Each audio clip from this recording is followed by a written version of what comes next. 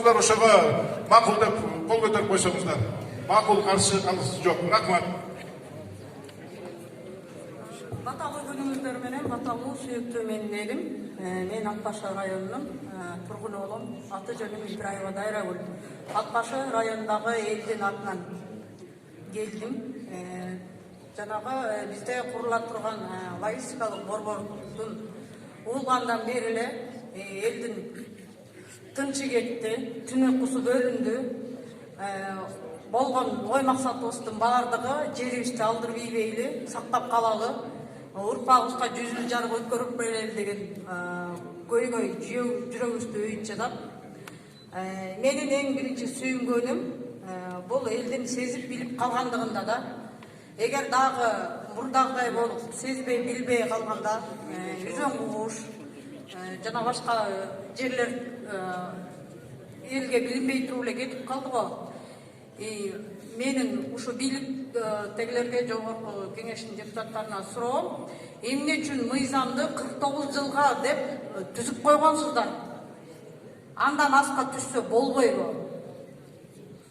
Эмне үчүн элдин кызыкчылыгы бар деп коебуз дагы жасаган ишибиз менен айткан сөзүбүз айкалышпайт.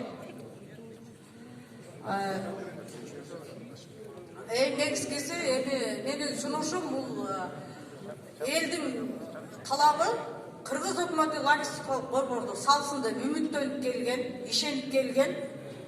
Анан ошол себептен эл бул Кытай мамлекети жана Кытай инвестору жок, салсаңар макулбуз деген чечимде турушат. Бирок эч кандай Кытай мамлекети менен Кытай инвесторун жолотушуңарды каалабайт. Атбашы эли 95% каршы. Анан бул жерде дагы айтчу нерсе, ушул бийлик тарабынан кысымдар көрсөтүлүп жатат. Анча-мынча СМБ тарабынан сурак жүргүзүп, 1 саат, 2 саатка деген нерселер болуп атат элдин арабызда. Анан ушул нерсеге көңүл коюп, маани берип, мага эң негизги нерсе элимдин тынчтыгы, бейкуттугу, элимдин аман болгону мен үчүн эң маанилүү да. Элим болбосо мен жокмун. Мага мисалы үчүн элим жок, жашоонун кызыгы жок да.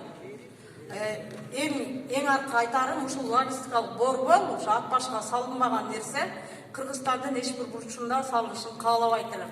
Элдин атынан дагы.